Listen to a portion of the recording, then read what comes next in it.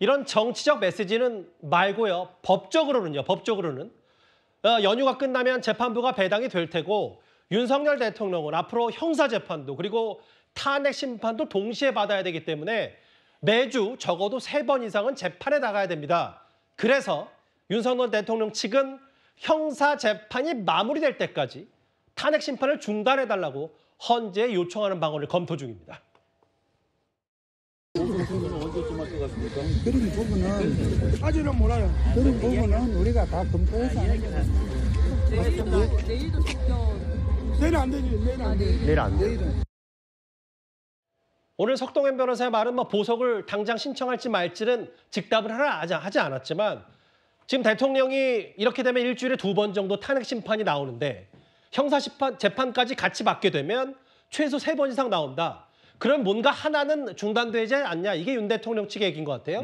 그렇습니다. 지금까지는 이른바 선탄핵 후 수사 및 형사재판 이 어떤 방향이었다고 하면은 앞으로는 그 방향을 바꿔서 선 형사재판 후 탄핵으로 이 전략을 바꿀 가능성이 상당히 높지 않을까 싶습니다.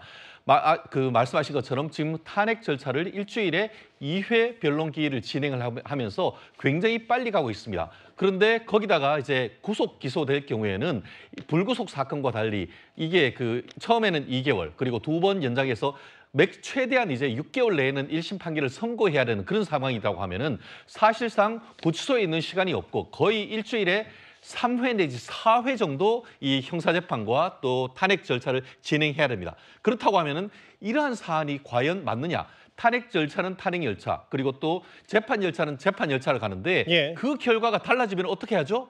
그렇기 때문에 아시다시피 헌법재판소법 51조에 보면은 탄핵과 동일한 사유로 형사재판이 진행될 경우에는 형사재판의 결과가 있을 때까지 탄핵 절차를 중단할 수 있다라는 규정이 있습니다. 그렇다 보니까 지금으로서는 물론 본인의 대통령 직도 중요합니다만 형사적인 처벌, 경우에 따라서 사형, 무기징역까지 가능합니다. 그렇다고 하면은 본인의 방어권 보장 취지에서 형사 사건에 집중하고 그 1심, 2심, 3심 결과에 따라 유죄면은 유죄대로 해서 탄핵에 대한 내란에 대한 판단을 하면 되는 것이고 무죄면은 내란과 관련되는 거의 80%에 해당하는 민주당의 이 탄핵 소추 사유가 사실상 빠져버린 것이죠. 그렇기 때문에 변호인단 같은 경우에는 말씀드린 것처럼 선탄핵이 아닌 이제 선 형사재판으로 하기 때문에 탄핵 법정에 가지고는 그 사건을 정지해달라라는 정식 요청을 할 가능성 상당히 높지 않을까 예측합니다. 최 변호사가 보셨을 때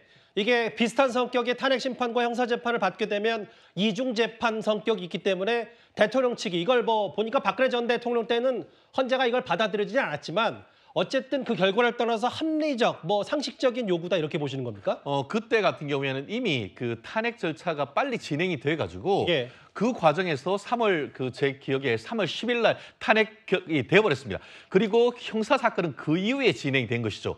그러니까 박근혜 전 대통령 때의 사건과 지금은 완전히 다른 것이죠. 현직 대통령이자 윤 대통령이 현직 대통령이고 그때의 박근혜 전 대통령은 전직 대통령으로서 형사 사건을 진행했기 때문에 완전히 다른 거죠. 그렇기 때문에 지난번 같은 경우에도 탄핵이 된 이후에 형사 사건을 진행하는 건 똑같죠. 그렇기 때문에 윤 대통령 입장에서도 지금 같은 경우에는 탄핵이 끝나고 나서 형사 사건을 진행하려고 했는데 그럼에도 불구하고 공수처가 긴급하게 체포를 하고 구속영장을 했는 바람에 어떻게 보면 지금으로서는 피고인 그리고 피청구인의 방어권을 보장해야 될 필요성이 굉장히 높죠. 그렇다고 하면은 지금 입장에서는 둘 중에 하나는 먼저 정지해 놓을 필요가 있는 거죠. 만에 하나 만약에 탄핵 심판이 계속 간다라고 하면은 형사 사건은 어떻게 보면 보석을 통해서 석방시켜 놓고 불구속 상태로 진행을 하고 탄핵을 진행하는 그 두 가지 방법이 앞으로 노정될 것인데 실질적으로 어떤 결과가 나올지는 좀 지켜봐야 될 것 같습니다. 이쯤 되면은 이 시간표 한번 다시 짚어봐야 될 것 같은데 왜냐하면 대통령이 지난 주말에 여러 논란이 있었죠. 어쨌든 구속 상태에서 기소가 됐고 이렇게 되면 꽉 채워도 반년인데 만약에 윤 대통령 측의 요청이 받아들여질지 모르겠지만 그럼 이제 뒤로 갈 수도 있고 이재명 대표의 재판 시기에는 비교적 빨라져서 5월, 6월이면은 최종 대법원 선고까지 나오는 거 아니냐? 김진욱 대변인. 윤 대통령 측은 이걸 어떻게 똑같은 성격의 재판 2번 받을 수 있냐라고 하면서 탄핵 심판 중단을 요청하겠다고 했어요. 아마 뭐 윤석열 대통령 변호인 측이야 그런 주장을 할 수 있겠습니다만 헌법재판소에서 이 주장을 받아들일 가능성은 저는 거의 없다고 봅니다. 예. 헌법재판소에서 탄핵 심리를 하는 것과 형사 재판을 받는 것은 다른 성격이고요. 특히 이 두 가지를 동시에 받을 수 없다고 하는 주장도 이것도 뭐 헌법재판소의 법 51조를 얘기합니다만 이 조항 자체가 임의 조항이기 때문에 굳이 반드시 따라야 되는 그런 조항은 아니다라는 부분 하나 하고요. 이 두 개가 다른 것도 있지만 또 하나는 같은 성격도 있습니다. 그렇기 때문에 방어권을 행사하는 데 영향을 주지 않을 것이고요. 지금 이제 두 가지의 재판을 어떻게 일주일에 두 번, 세 번씩 연속으로 몰아서 이렇게 집중적으로 받을 수 있느냐. 이것이 오히려 방어권에 방해가 된다. 이런 부분을 말씀하시는데 그렇지 않습니다. 왜냐하면 재판부가 지금 이제 설 연휴 이후에 배당이 되고요. 그러면은 2월 중순경에 변론 준비 기일이 생길 것이고 변론 준비 기일을 뭐 1, 2회 지나고 나면 본 변론은 아마도 빨라야 2월 말 또는 3월 초에 될 가능성이 높은데 지금 그 헌법재판소에서 2월 13일까지는 그 변론 기일을 만들어 놨고요. 또 2월 말까지 주 2회씩 집중적으로 심리를 한다면 약 한 20회 이상의 심리가 이루어지기 때문에 사실상 빠르면 2월 말 또는 3월 중순 안에도 어느 헌법재판소의 변론은 마무리될 가능성이 상당히 높습니다. 그렇기 때문에 이 헌법재판소의 변론과 또 이 형사재판에서의 변론이 이렇게 같이 맞물려 돌아갈 가능성이 별로 없는 상태이기 때문에 헌법재판소는 아마 불수용하지 않을까 싶습니다. 뭐 헌재가 어떤 결정을 할지 모르겠지만 일단 대통령 측은 할 수 있는 대응 전략을 다 쓰겠다는 취지는 읽히죠. 이렇게 구치소 밖에서는 또 하나 국민의힘이 본격적인 검찰 때리기를 시작했습니다. 대통령을 대면 조사도 없이 기소했냐? 검찰 향해서 10,000페이지 수사 기록은 다 검토했냐? 한 목소리로 공세에 나서고 있습니다. 소위 내란 사건이 문제가 됐을 때 검찰에서 직접 수사를 하지 않고 공소로 보냈잖아요. 저는 거기서부터도 문제가 있었다. 절차 없이 서둘러서 공수해서 받은 대로 하나 뭐 조사도 추가로 해서 한 거 없이 이게 기소를 해버리는 것은 최고 수사기관이라는 위상과 명성을 스스로 다 포기해버리는 겁니다. 경찰 검찰이 다 달려들어가지고 경쟁적으로 해가지고 막 계속 사람 구속하고 기록이 막 쌓이는 거죠. 그러니까 콜 사건 갖고 와라 해서 숟가락 얹었다. 나는 숟가락 얹었다도 좀 너무 약하고 표지가리 한 거다. 의혹을 막 했는데 체포도 자기들이 못했고 또 영장 나오고 난 다음에 어떻게든 소환하려고 그랬는데 그것도 안 됐잖아요. 그러니까 그냥 자기 표지가리만 해가지고 그냥 검찰로 보내니까 이 사단이 생긴 거예요. 오늘 발언들이에요. 판사 출신 나경원 의원. 검찰, 공수처에서 넘겨받은 10,000페이지 수사 기록 다 검토를 했냐. 검사 출신 조응천 의원. 경찰 검찰 사건 가져와서 표지가리 했다. 윤 대통령 석방하고 경찰이 다시 수사해야 된다. 이현정 의원님. 시작부터 잘못됐다는 얘기네요. 그렇죠. 이게 사실은 수사가 이제 검경 수사권 조정과 공수처의 설립으로 인해서 이 수사권이 엉망이 되어버렸습니다. 자, 그런 상황에서 공수처가 과욕을 부리는 바람에 결국 이제 검찰과 이것을 다 본인들이 지금 가져와서 수사를 하다 보니까 이 사단이 난 거거든요.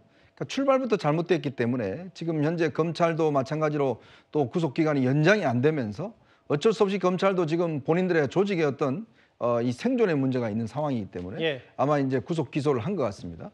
자, 그래서 아마 이번에 공소장 같은 경우는 이런 문제를 의식했는지 모르겠지만 경찰에서 수사한 걸 근거로 해서 아마 공소장을 쓴 걸로 알고 있어요. 그렇다면서요? 그렇게 해서 나중에 이제 이게 수사 재판에 갔을 때 아마 변론 준비기를 할 겁니다. 그럼 재판부가 예를 들어서 진짜 이 기소가 지금 제대로 된 것인지 정말 합법적으로 된 것인지 독수독과는 아닌 것인지 이 부분에 판단을 내려서 지금 나중에 예를 들어서 만약에 이 기소 자체가 잘못됐다라고 판단한다면 공소 취소도 할 수 있는 부분이거든요.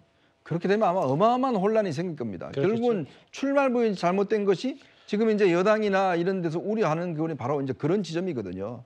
이 사건의 어떤 출발 지점이 잘못됐기 때문에 처음부터 윤 대통령 같은 경우는 경찰에 수사하면 내가 받겠다라고 이야기를 했음에도 불구하고 공수처가 끝까지 이제 본인들의 어떤 수사를 고집하면서 이 사단이 이제 벌어진 상황이기 때문에 그래서 참 걱정스럽습니다. 저도 이게 앞으로 법원이 이제 어떤 판결, 즉 법원이 이제 일단 첫 번째 영장 기각과 두 번째 영장 기각 사유가 또 연장 하는 중단했던 사유가 좀 달라요. 예. 그러면 또 지금 재판부가 또 어떤 입장을 내릴지 알 수 없는 상황입니다. 법원도 오락가락하고 있다는 그렇죠. 비판하시네요. 법원도 이 초유의 사태이기 때문에 예. 법원도 판사에 따라서 지금 상황이 다 영장 발부해준 판사, 영장 연장이 안 된다는 판사, 그 이유도 또 1차, 2차 다르고 계속 달라지기 때문에 글쎄 많이 우려하는 게 결국 이렇게 돼서 재판이 제대로 진행이 안 된다 그러면 굉장한 아마 혼란들이 있는 그런 걱정들 하고 있는 것 같습니다. 정말 중차대한 계엄 사태 탄핵 정국 이후에 대통령 관련 수사기 때문에 이만큼의 논란의 여지도 없었어야 맞지 않냐라는 비판이 많아서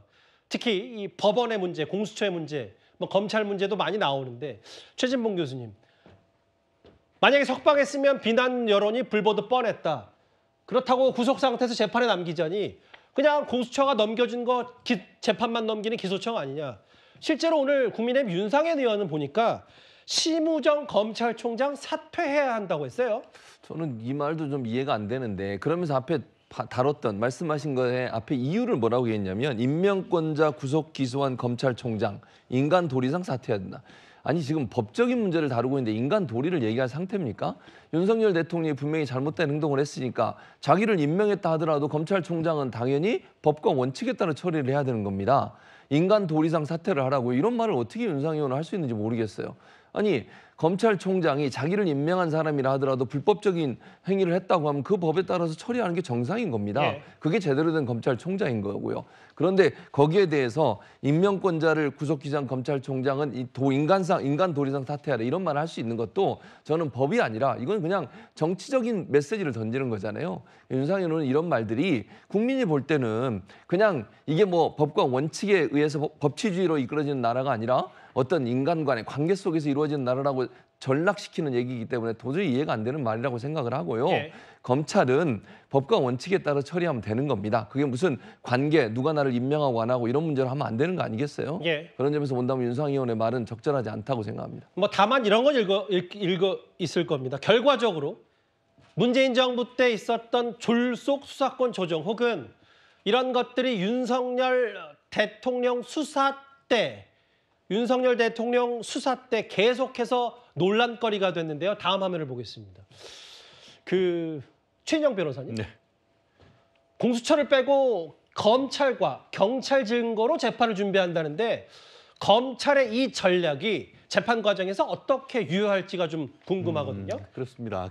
검찰은 지금 이른바 자기 모순의 함정에 빠졌다 이렇게 얘기할 수밖에 없을 것 같습니다. 아시다시피 공수처에서 사건이 왔을 때 검찰은 중앙지방법원에 구속 계속의 필요성이 있다고 하면서 2번이나 구속영장 연장 신청을 했습니다. 왜 그랬죠? 구속해서 계속 수사의 필요성이 있다고 해서 한 번 기각시키니까 또 한 번 신청했습니다. 결국 그때 판단 같은 경우에는 윤 대통령에 대해서 추가적인 수사할 필요성이 매우 있다라고 얘기를 했다가 이제 법원에서 당신들 조사할 권한이 없어요 라고 하니까 이제는 아니 대면 조사했지만 충분히 공소 유지가 가능하다. 그럼 어느 장단이 춤을 추죠? 본인들 스스로 지금 아까는 구속이 계속에 대해서 수사의 필요성이 있다고 하다가 그렇지 않고 전격 기소한 다음에는 우리 충분히 공소 유지할 수 있다. 스스로 어떻게 보면 모순에 빠졌다라고 보는데 물론 지금 이 말이 뭐 나름대로 우리가 해석할 수는 있습니다. 다만 보통 이렇게 중요한 사건 같은 경우에는 수사검사가 직접 공판에 나가서 직접 관여하는 케이스가 대부분입니다. 그런데 이번 같은 경우에는 공수처가 더 이상 직접 관여할 수 있는 법적 근거도 없는 것이고 공판 검사가 지금 나가서 재판을 하는 것은 사실상 상당히 사건을 제대로 보지도 못한 상태에서 공판에 임해야 되기 때문에 검사로서는 상당히 어떻게 보면 핸디캡이 있는 것이죠. 과연 어떤 식으로 해서 입증을 해 나갈지는 모르겠습니다만 말씀드린 것처럼 그렇게 하려고 하면은 바로 구속 기소를 해야 되는데 구속영장 계속 신청을 2번씩이나 했는 부분에 있어서는 알겠습니다. 사실상 내부적으로 이것은 어떻게 공소 유지할까 걱정이 읽히는 부분이 충분히 있는 것 같습니다. 절차적 논란거리와 함께 윤 대통령의 설 연휴를 맞은 여러 옥중 메시지까지 하나하나 만나봤습니다.